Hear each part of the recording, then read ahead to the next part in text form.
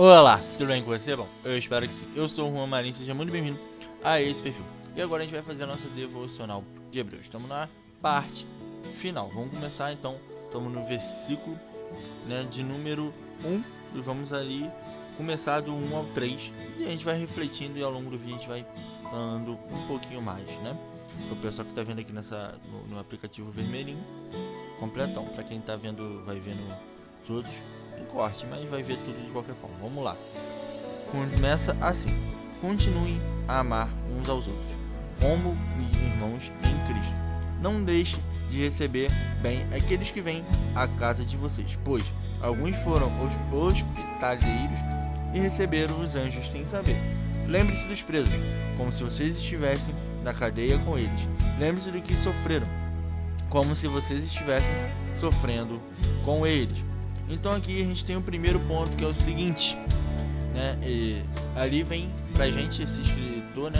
Que do grande teólogo já falaram sobre isso, que não se sabe ao certo quem foi que escreveu esse amado livro. Ninguém sabe, assim, tem certeza absoluta de quem escreveu, ou seja, se foi Paulo, se foi algum dos outros discípulos, né? Os apóstolos naquela época. Mas eu acredito, assim como a maioria acredita, tenha sido Paulo, pela forma de falar, forma de escrever. Mas enfim, então a gente vamos colocar ali, o autor, ele já vem nos alertar o seguinte, vem nos mostrar o seguinte: amem uns aos outros como Cristo, irmãos em Cristo, ou seja, como se fosse todo mundo parte da mesma família, da mesma aliança. Por que isso é bem importante? Porque no mundo de hoje o que mais falta é amor, compaixão e fraternidade. As pessoas, elas se perderam nessa questão. É necessário que a gente volte a nossa mente para isso, para que a gente tenha boas recordações e principalmente leve o amor de Jesus Cristo, para que a gente possa amar uns aos outros e cuidar uns dos outros. Se a gente cuidar como irmãos mesmo. Eu sei que tem alguns irmãos que têm problemas, né? Mas a gente amar uns aos outros, ter cuidado com o coração de cada um, com as necessidades de cada um, eu tenho certeza que o mundo vai ser ainda melhor. Então, a gente já tem esse primeiro ponto. Vamos para o segundo, que começa do versículo 4 ao versículo 6, que diz: que o casamento seja respeitado por todos e que os maridos e as esposas sejam fiéis um ao outro. Deus julgará os imorais e os que cometem adultério. Não deixem dominar pelo amor ao dinheiro e fiquem satisfeitos com o que vocês têm, pois Deus disse: eu nunca os deixarei e jamais os abandonarei. Portanto, sejamos corajosos e afirmemos: o Senhor é quem me ajuda e eu não tenho medo. Que mal pode alguém fazer? Ou seja, ele está falando o seguinte: continue fiel a quem você foi chamado para casar, a quem você decidiu estar junto, a quem você formou uma aliança. Deus, o que ele mais gosta de respeitar é a aliança. Tanto é que todos os profetas ele fala sobre a aliança. A maioria das vezes na Bíblia ele fala sobre a aliança. Então o que ele gosta de fazer é honrar a aliança, honrar compromisso, honrar e ser fiel às coisas. Ele gosta de pessoas fiéis e leais. Então não cometa adultério. Você casou, você está com uma pessoa, cara, foca nesse teu relacionamento, foca nisso e cresça através disso. E também fiquem unidos em Jesus Cristo. Por quê? Porque ele deixa bem claro que ele faz a vontade do Pai e está se animando uns com os outros para a volta, se animando com a volta de Jesus Cristo, para poder esperar a volta do nosso noivo.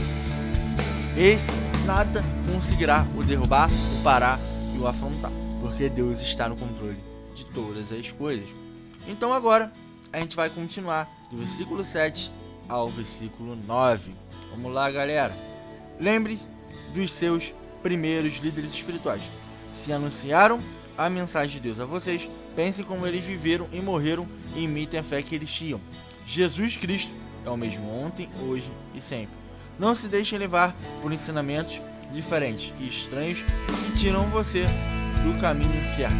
É bom que sejamos espiritualmente fortes por meio da graça de Deus e não por meio da obediência a regras sobre alimentos, pois os que obedecem às regras não têm sido ajudados por elas, ou seja, aquele que segue um certo tipo de ordem, um certo tipo de coisa que não convém à palavra de Deus e não está sendo beneficiado por ela, mas está simplesmente seguindo uma regra. Mas Deus, ele fala: siga somente a regra de Deus, somente o que Deus quer que você faça. Continue buscando o que Deus quer que você faça, porque Jesus Cristo é o mesmo ontem e para sempre. Então lembre-se dos seus primeiros líderes espirituais, aquele que primeiro começou a pregar o evangelho para você. Lembre daquela pessoa, sabe, que te ajudou a se converter. Honre sempre ela, cuide sempre dela, esteja sempre do lado dela. Eu mesmo sempre falo com a pessoa que me ajudou. Tenho contato com todas as pessoas. Por quê? Porque eu acho importante na minha caminhada. É quem vai me fazer lembrar de onde eu saí, para onde eu estou indo, quem Jesus me chamou para ser, o que eu tenho me tornado. Então, são esses tipos de contatos que a gente tem que preservar, para que a gente não se deixe levar pelos ensinamentos diferentes do mundo, mas somente pelos ensinamentos que está em Jesus Cristo. Então, vamos para o versículo 10 ao versículo 12. E no final a gente vai ter uma breve reflexão sobre tudo isso daí, tá bom? Vamos lá. Os sacerdotes que servem no templo não têm direito de comer do sacrifício que é oferecido sobre o nosso altar. O grande sacerdote leva o sangue de animais para dentro do lugar santíssimo, a fim de oferecê-lo como sacrifício pelos pecados. Mas os corpos dos animais são queimados fora do acampamento. Por isso, Jesus também morreu fora da cidade de Jerusalém, para que seu próprio sangue purificar o povo dos seus pecados. Ou seja, o grande sacerdote perfeito, que é Jesus Cristo, morreu fora da cidade para purificar a todos, não somente a quem estava lá dentro, mas todas as pessoas de todo o mundo, para assim, de uma vez por todas, fazer aliança com a humanidade por si só, e não com um povo só, não só com o povo eleito, mas com todo aquele povo que se achegar a Jesus Cristo. Então pense o seguinte: ele convidou certas pessoas para uma festa, mas deixou em aberto aqueles que têm vontade de participar também. Então seria como se eu fizesse uma festa, né? Começou a festa, e aí eu falei assim: poxa, cara, eu chamei fulano, mas quem quiser entrar, estiver junto comigo, fazer parte da minha amizade, tá? E tudo mais, seja bem-vindo. Foi mais ou menos isso que ele fez. Quando ele morreu fora da cidade, ele deixou isso aberto para todos. Por isso que os grandes sacerdotes, né, eles não tinham o direito de fazer o mesmo, porque eles não fizeram isso. O sacrifício deles era para aquele povo só, mas Jesus fez para fazer sacrifício para todos, para que todos eles se achegassem até Jesus, para que todos recebam a graça imerecida da humanidade. A humanidade não merece essa graça, mas recebeu pela misericórdia do Senhor. Um dia eu faço um vídeo falando sobre a diferença de um do outro, mas é bem interessante falar sobre isso. Talvez no final desse vídeo também, né? Fica aí a dica. Vamos lá, do 13 ao 15 para a gente fechar os versículos desse vídeo. Claro que vai ter mais, só você me acompanhar aqui no perfil.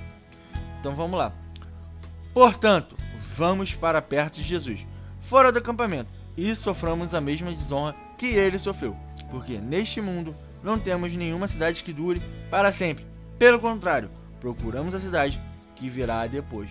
Por isso, por meio de Jesus Cristo, oferecemos sempre louvor a Deus. E esse louvor é o sacrifício que apresentamos e a oferta que é dada por lábios que confessam a sua fé nele. Então aqui ele fala o seguinte: vamos fazer a mesma coisa que Jesus fez. Saiamos, né, do meio do nosso comodismo e vamos sofrer o que ele sofreu. A desonra que ele sofreu de ser atacado pelo mundo. É hora da gente entender que Jesus Cristo nos chamou não para ser igual, mas para fazer a diferença no mundo. Para que a gente faça a diferença no que a humanidade tentou impor contra a gente. Não é bíblico você abrir mão do evangelho, principalmente, né? Não é bíblico você abrir mão dos princípios de Deus para fazer simplesmente parte do mundo.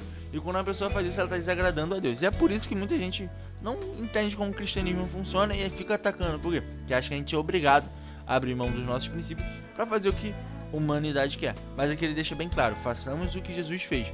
Sejamos contra o mundo e vamos sofrer a mesma desonra, querendo ou não. Mas seremos glorificados e exaltados por Deus, pela glória de Deus, para que Deus seja exaltado ainda mais através da nossa vida, para que a gente dê testemunho de salvação. E falando sobre diferença de misericórdia e graça, né, para vocês entenderem mais ou menos, graça é aquilo que você recebeu de graça, mas você não merecia. Ou seja, você não merecia essa salvação que Jesus deu por você, essa morte que Jesus teve por você, você não merecia, porque você merecia morrer no lugar dele. Eu também, obviamente, quando eu falo você, eu falo todo mundo, assim como eu também faço parte disso. Eu também não merecia receber isso. Mas a misericórdia é receber algo, né? Não receber algo que você merecia receber, ou seja, receber diferente do que você merecia. Ou seja, eu merecia, todos nós merecemos a condenação. Mas através da misericórdia de Deus, Ele nos deu a graça imerecida, para que a gente possa ter a salvação e continuar junto dele. Bom, quem ainda não é inscrito aqui, se inscreve no canal, deixa o like. Deixei para fazer isso no final do vídeo, né? Não perder o foco que é a palavra. Me segue nas outras redes sociais, lá no TTK, no K Laranja.